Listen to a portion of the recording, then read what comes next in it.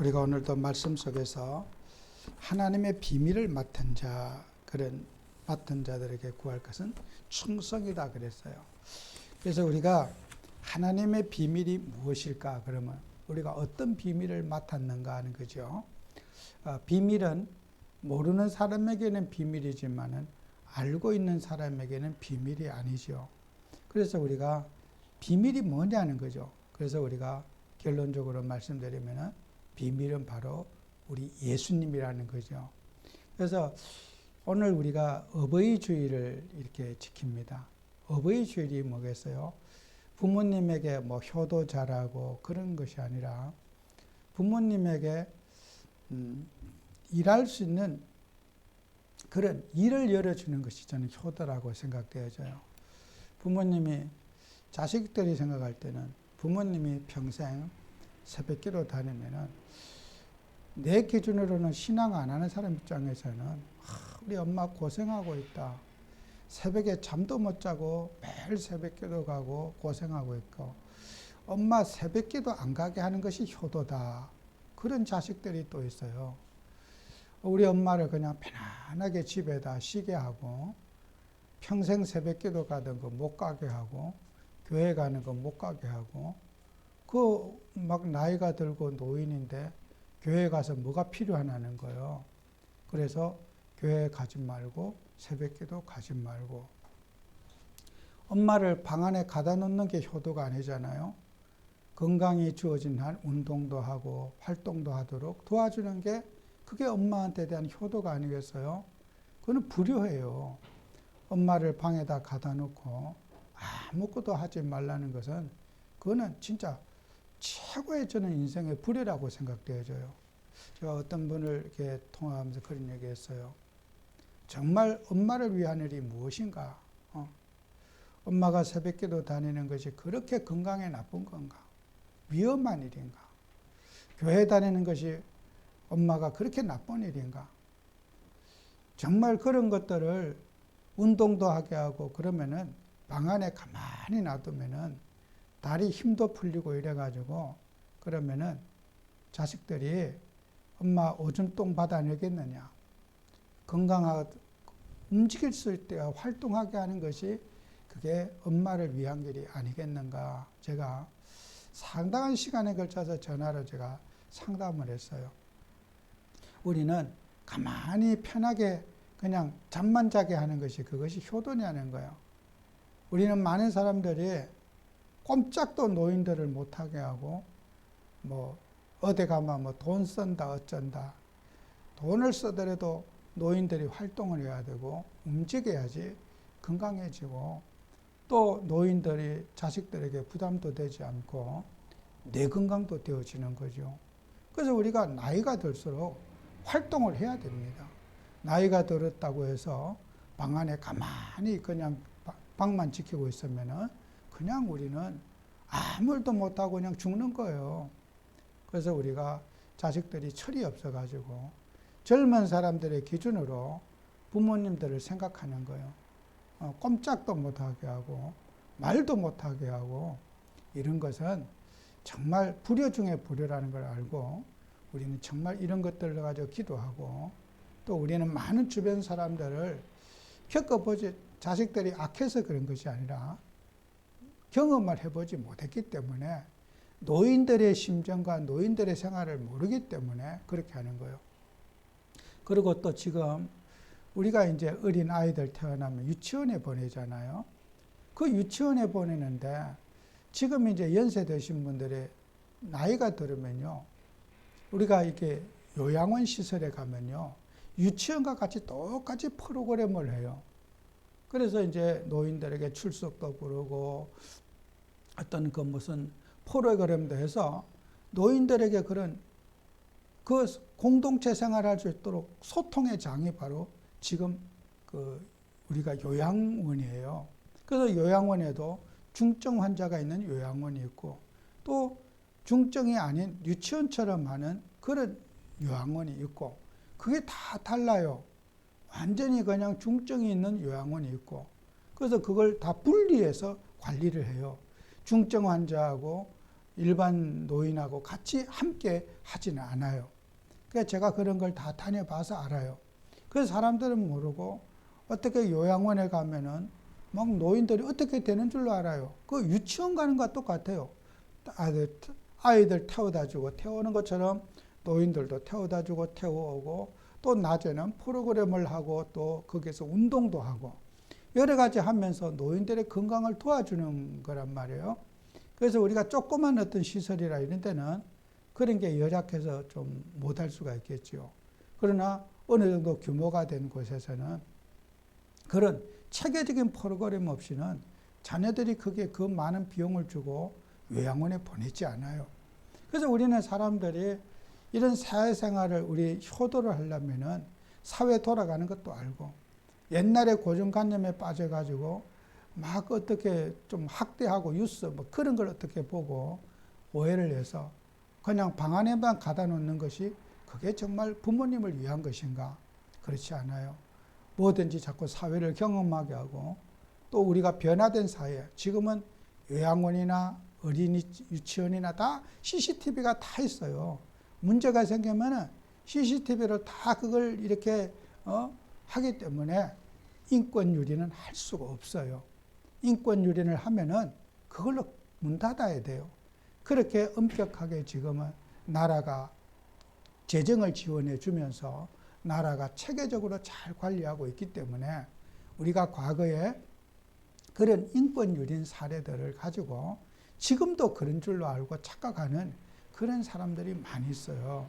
그래서 우리는 현장을 다녀보고 또 우리가 노인분들을 운동도 시키고 또 사회생활도 하고 어떤 사람도 어디 가서 만나도 보고 이렇게 노인들에게 일할 수 있는 그런 사회적인 것들을 키워주는 것이 효도고 또 젊은 분들은 부모님들이 실수를 하고 좀 어느래도 그걸 지켜봐 줄 수 있는 게 그게 효도예요. 답답하다고 소리나 지르고 답답하다고 막 말을 함부로 하고 그렇게 하면은 그거는 불효잖아요. 나이가 안 들어본 젊은이들은 항상 그런 것들을 가지고 부모님이 좀 답답하고 어느래도 나이가 들면 누구라도 답답하고 어느래요. 인지 능력이 떨어지고 그런데 그걸 젊은이들은 자기들 기준으로 보면 답답하거든요. 그래서 막 부모님들에게 말도 함부로 하고 상처를 주고 또 부모님들은 거의 가슴이 아파서 소화가 안 돼서 밥도 못 먹고 속 썩이는 경우가 이게 사회적 갈등이 되고 있어요. 그래서 우리가 이런 부분들을 가지고 우리가 정말 우리는 이런 문제를 교회가 저도 수많은 이제 노인들을 현장에서 지역에서 보면서 야 이런 것을 도와주지 않고는 우리가 전도 안 되겠구나. 실제로 가정의 갈등, 가정의 현실적인 문제를 우리가 풀어도 주고 또 젊은 분들에게 이런 부분을 이해도 시켜주고 또 나이 든 분들에게 그런 또 자녀들이 악의를 또 그러는 것이 아닌데 노인들은 상처를 받아서 자식들하고 안 살려고 그러고 막 따로따로 살아. 그래서 노인들은 노인들끼리 살고 자녀는 자들끼리 살고 이렇게 가정에 완전히 다 그냥 분열이 돼버려요. 제가 이 지역을 이렇게 전화를 보면은 야 이것은 교회가 이런 부분을 치유해 줘야 됐다. 누가 부모님을 싫어하는 자식이 누가 있겠어요. 그런데 이해를 못 해가지고 부모님들을 힘들게 하고 부모님들을 이렇게 부모님들과 고립하여진 경우가 너무도 많이 있어요. 그래서 우리가 현장을 다녀보고 상담도 해보고 또 부모님들의 애환도 들어보고 또 젊은이들의 갈등도 들어보고 이렇게 뭐 우리 부모님이 쓸데없는 일을 한다 이거야. 그리고 쓸데없는 자식이 볼 때는 쓸데없는 일이라고 하지만은 부모님은 소중한 거예요. 뭔가 하면서 또 노력하면서 사람들은 젊어지고 운동도 되고 좋아지거든요. 그래서 우리가 이런 부분들을 젊은이들과 우리 부모님들이 같이 함께 어떤 그런 교육할 수 있는 프로그램이 있고 우리 가족 공동체를 위해서 정말 그런 교육하는 시스템이 되면 좋겠다.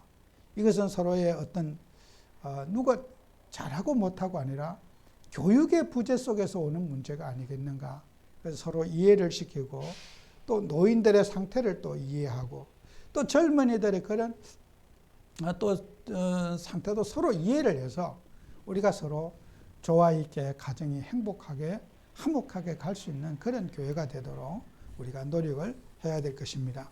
그래서 오늘 우리가 말씀 속에서 하나님의 비밀을 맡은 자다 그랬어요. 하나님의 비밀. 하나님의 비밀이 뭐예요? 비밀은 우리가 다른 비밀이 없어요. 우리의 비밀은 예수님이 비밀이에요. 예수님. 그죠? 아까도 얘기했잖아요. 예수님을 체험해서 기도하고 새벽 예배드리고 예배드리는데 예수님을 체험하지 못한 사람이 그냥 맨날 잠도 안 자고 새벽기도 하는다. 그건 노동이고 고생이죠. 얼마나 힘들게 보이겠어요. 우리 엄마는 잠도 안 자고 기도하고 잠도 안 자고 교회 가고 이제 고만 가도 80이 넘었으니까 고만 가도 되지 않느냐. 왜 저 생고생하느냐 이거예요. 자식이 볼 때는 생고생이지만은 그게 사명이고 은혜로 하는 거예요. 그런데 사람들은 이게 뭐야? 아이고 우리 엄마 고생하고 있다. 막. 이제 그만 쉬어도 되지 않느냐는 거예요. 새벽 예배를. 제가 그래서 건강이 주어지는 한 기도도 하고 예배도 드려야 되지 않느냐. 내가 다리를 못 걸어서 못 오면 못 오는 거지만 정말 건강이 주어지는 한 기도도 하고 예배도 드리면 얼마나 좋으냐. 그런데 믿음이 없는 사람은 어떻게 해요? 그게 고생인 줄 알아. 우리는 예수님이 비밀이에요. 예수님을 체험하지 못한 사람은 교회 생활이 노동이고 고통이에요. 또 가야 되느냐? 또 예배 드리러 가야 되느냐? 힘들다 그래요. 근데 예수님을 경험한 사람은 교회 가는 게 부담스럽지 않아요. 교회 가는 것이 그렇게 고생이고 그럴 것이 아니라 교회 오는 것이 행복한 길이 되겠죠. 그래서 이게 비밀이란 말이에요. 예수님을 깨달고 예수님을 체험한 자에게는 정말 비밀이지. 이게 은혜지만은 예수님을 깨닫지 못한 사람에게는 이게 교회 가서 뭐 하면 아이고 저 고생하러 교회 가는구나. 고생으로 생각되니까 이게 불신자에게는 비밀이 되는 거죠. 그래서 우리가 하나님 믿는 사람들은 우리가 꼭 체험해야 돼요. 예수님이 누구신가? 예수님이 누구신가? 이걸 깊이 체험해야 돼요. 예수님을 체험하지 못하면은 교회 가는 사람이 불쌍하게 보이는 거예요. 교회 와서 찬송하고 기도하는 사람이 불쌍하게 보이고 저 헛짓하고 있고 바보 같은 짓 하고 있구나. 그렇게 생각하는 거예요. 그래서 우리는 예수님을 체험하는 것이 비밀을 깨달은 자다. 그러면 예수님은 누구신가? 이사야 9장 6절에 그의 어깨에는 정사를 메었다 그랬어요. 정사. 예수님의 어깨에는 정사를 메었다. 여러분 이거 뭐야? 예수님은 이제 이게 거버먼트라고 모든 것을 다 통치하시고 관리하시는 통치자라는 거예요. 통치자. 예수님은 이 세상의 모든 것을 관리하시고 통치하시는 그런 분이고, 그죠? 그의 이름은 기묘자여, 그의 이름은 모사라, 그죠? 그분은 우리가 기묘자요, 모사라고 하는 이 말은 감탄사거든요. 원더풀. 원더풀이라는 거예요. 아주 그냥 놀랍다는 거예요. 놀라운 분. 놀라운 분. 우리 예수님은요, 경외롭고 놀라우신 분이라는 거예요. 그냥 인간의 언어로 표현할 수 있는 그런 분이 아니라 예수님을 경험하게 되면은 정말 우리가 정말 환상을 보는 것처럼 우리가 경험하지 못한 원더풀, 찬양받기에 합당한 그런 분이라는 것이 바로 기묘자요, 모사라고 하는 그런 뜻입니다. 그리고 전능하신 하나님이라, 그죠? 전능자, 그죠? 마이티 가드라고 그러죠? 전능자. 예수님은 전능하시고 못하시는 것은 하나님으로서의 천지 만물을 주관하시는 그런 분이라는 거예요. 그리고 영존하시는 아버지시라, 영원자라는 거예요. 영원자. 우리가 포에버라고 그러잖아요. 정말 영원하신 하나님이라고 그러잖아요. 그래서 우리가 하나님을 믿는 우리에게, 그리고 예수님은 어때요? 평강의 왕이시다. 평강. 예수님은 고린도후서 5장 19절에 보면은 고린도전서 5장 19절에 보면 예수님은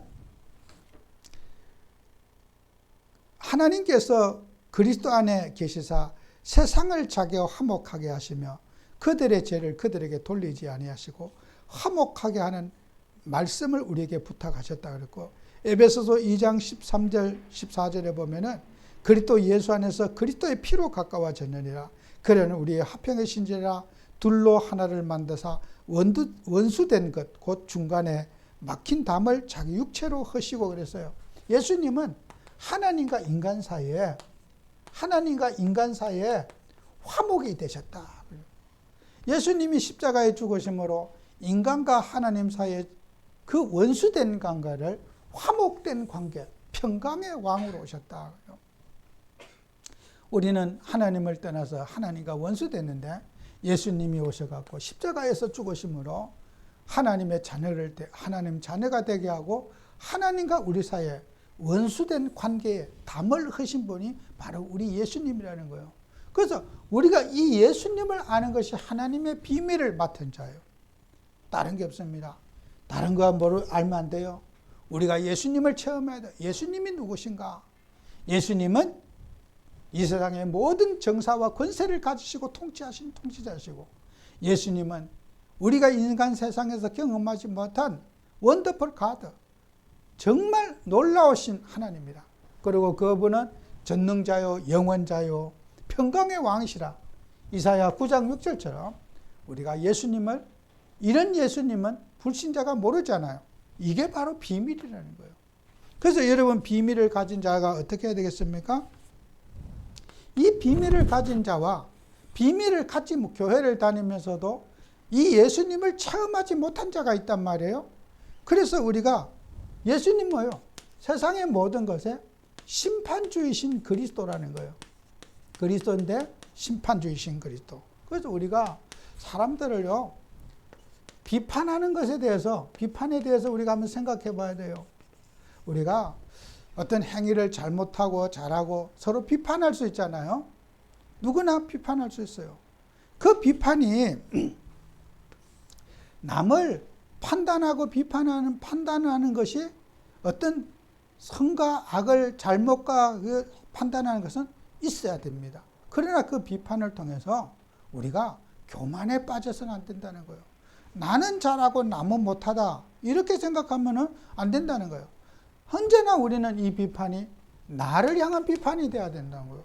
나를 세우기 위한 비판이 되고 내가 저런 범죄자가 되지 않도록 내가 노력해야 된다고 하는 그런 자기 자신을 향한 비판이 돼야 되는데, 남 고치려고 하는 비판, 사회를 고치려고 하는 비판으로 우리 가기 때문에 예수님께서 뭐냐? 비판하지 말라 그랬어요. 그래서 예수님은 하신 말씀이 너희 속에 있는 들보는 보지 못하고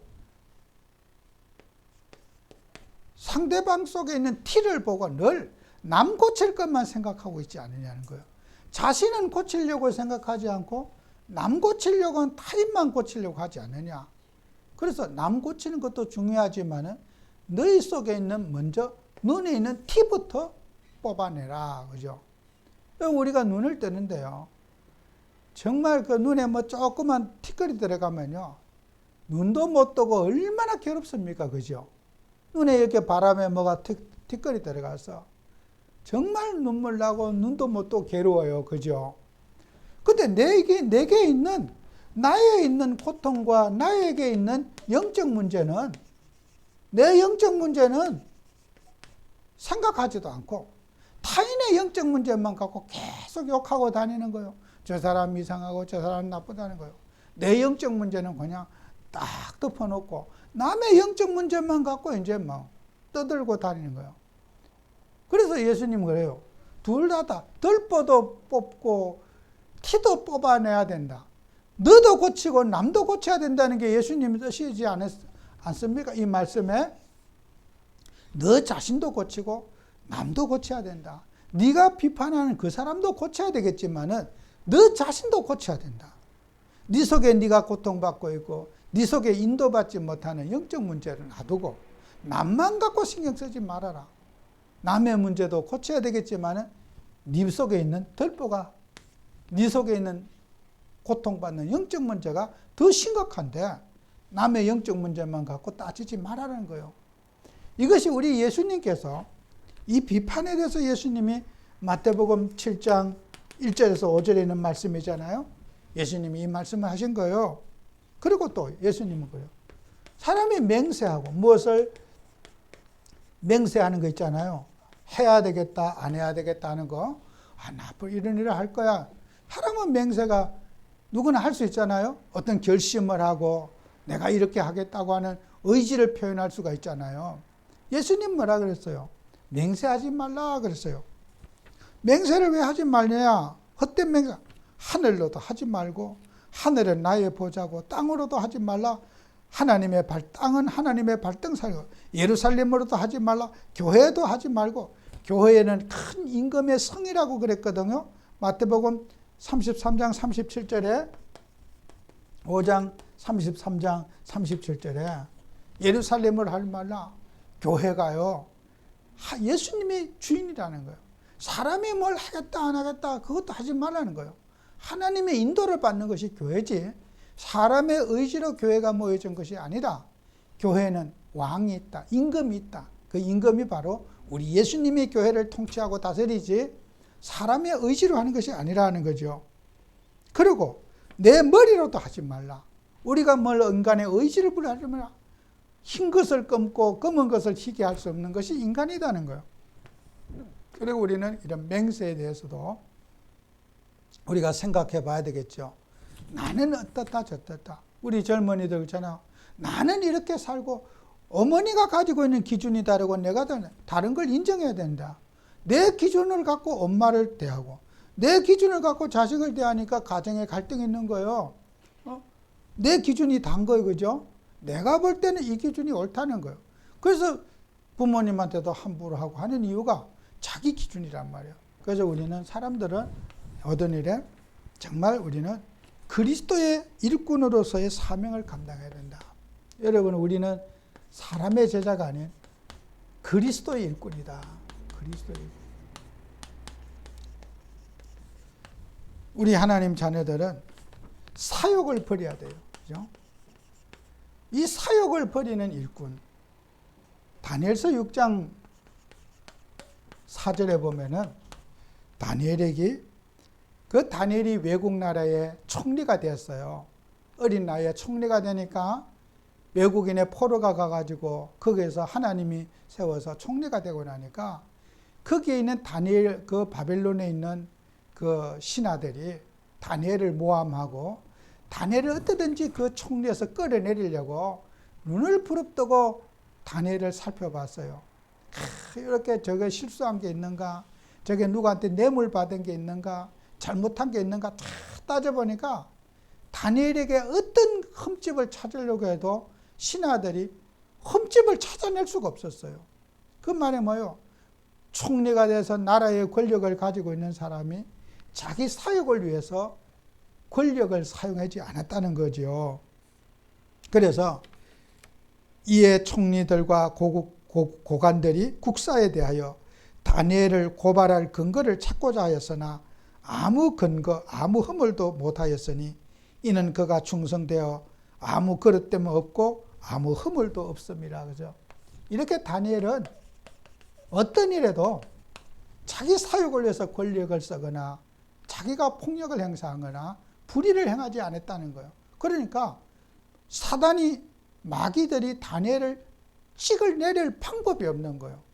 우리가 하나님 앞에서 다니엘처럼 늘 말씀 따라 살고 예수님 바라보고 살면은 시험될 시간이 없어요. 유혹받을 시간이 없어요. 예수님을 놓치니까 유혹받는 거잖아요. 우리 예수님만 바라보게 되면은 다니엘처럼 어떤 마귀들이 공격을 해도 마귀들은 한 길로 왔다 7길로 물러가게 돼 있어요. 그래서 우리는 다니엘과 같이 하나님 앞에서 늘 사명 속에서 말씀 속에 살아가다 보면은 아무리 타락한 세상 속에 살아도 우리는 거기에 물들지 않습니다. 그래서 우리는 항상 예수, 오직 예수, 자나깨나 예수님 붙잡을 때 우리는 이 세상에서 승리할 수가 있는 줄로 확신합니다. 그리고 우리는 자신의 일에, 우리 자신의 일에 최선을 다하는 자가 되자. 주어진 사명에 대해서 또 우리가 환경에 따라 내게 할 수 있는 일을 최선을 다하는 자가 되자. 그래서 예수님이 비유로 말씀하셨잖아요. 마태복음 25장 22절 29절에 그 말씀이 25장에 있는 내용이 있잖아요. 달란트 비유를 하잖아. 5달란트 받은 자, 1달란트 받은 자, 그 2달란트 받은 자, 열심히 일해가지고 달란트를 남겨서 주인에게 바치니까 잘했다, 충성되고 착한 종아, 내가 너를 상을 내리겠다 해서 받았는데, 1달란트 받은 자는 불평불만을 탁 하면서 다른 사람은 2달란트 주고 나한테는 1달란트만 줘서 그 달란트 어떻게 해요? 땅속에다 탁 감춰놓고 그 다음에 그냥 주인이 왔을 때 주인은 악하십니다. 왜 나에게는 조금 맡겼습니까? 하고 그 1달란트 줬어요. 주인이 와서 야단을 치는 거예요. 이 악한 종아, 게으른 종아, 내가 너한테 잘못한 게 없는데 니를 나를 악하게 보느냐. 그리고 그 1달란트 있는 달란트를 5달란트 있는 사람에게 주면서 바깥에 어두운 데 내쫓으라. 예수님이 그랬거든요. 그 비유가 뭐예요? 우리는 나에게 주어진 일에 최선을 다하자. 남 비교하고 다른 사람 어떻게 하고 그게 중요한 게 아니라 내가 할 수 있는 일을 잘하면 된다. 그게 우리 예수님의 뜻이죠. 그리고 우리는 정말 하나님의 자녀들은, 우리 일꾼들은 어떻게 해요? 기도 제목을 잘 잡아야 돼요. 그래서 우리가 개인 기도의 개인 응답을 하나님 앞에 우리가 받아야 돼요. 그리고 여러분은 미래 응답을 또 우리가 받아야 돼요. 그 우리가 예수님께서 마태복음 7장 7절에서 12절에 보면은 예수님 이런 말씀하세요. 자, 구하라. 이 구하라는 것은요, 뭐예요? 우리가 기도 제목을 잘 잡으라는 거 아니겠어요? 기도 제목. 기도 제목을 잘 붙잡아라. 우리가 구할 때, 나 뭘 기도해요? 기도할 내용이 있고, 기도할 제목이 있어야 되잖아요? 그 다음에, 찾아라. 찾으라는 말은 뭐예요? 내게 있는 것을 발견하라는 거 아니겠어요? 내게 주신 달란트, 이걸 발견하라. 이 달란트 발견을 하나님이 나에게 무엇을 주셨는가? 이걸 찾으라는 거예요. 그 다음에 두드리라. 두드리라는 건 뭐예요? 두드려, 미래. 내가 해야 할 일, 이 미래 일을 붙잡아라. 도전할 일, 이걸 붙잡으라는 거 아니에요? 우리는 어떻게 해요? 하나님 앞에 구하는 일, 지역을 사랑하고 교회를 사랑하고 내 가족과 형제 모든 것들 놓고 기도하고 우리가 응답받아야 될 많은 기도 제목들 있잖아요. 우리가 구하는 일을 하고 또 하나님이 나에게 주신 사명이 있어요. 그걸 찾아내라. 너의 사명을 찾아내고 그 다음에 두드리라. 열리지 않은 거, 가보지 않은 거, 도전해야 될 기도로 도전하라. 이것이 구하고 찾고 구하는 이에게 얻을 것이고 찾는 이가 찾을 것이고 두드리는 이에게 열릴 것이다. 우리 예수님은 우리에게 기도 제목을 다 붙잡으라 그랬어요. 여러분들도 정말 구하고 찾고 두드리는 그런 삶을 누리시기를 바랍니다. 기도합니다. 하나님, 정말 우리가 하나님의 일을 하면서 정말 예수님이 우리가 비밀임을 깨닫고 예수님을 경험하고 체험해서 예수님을 경험하지 못한 사람에게 예수님을 전달하는 증인들이 되게 해 주옵소서. 예수님 이름으로 기도합니다. 아멘.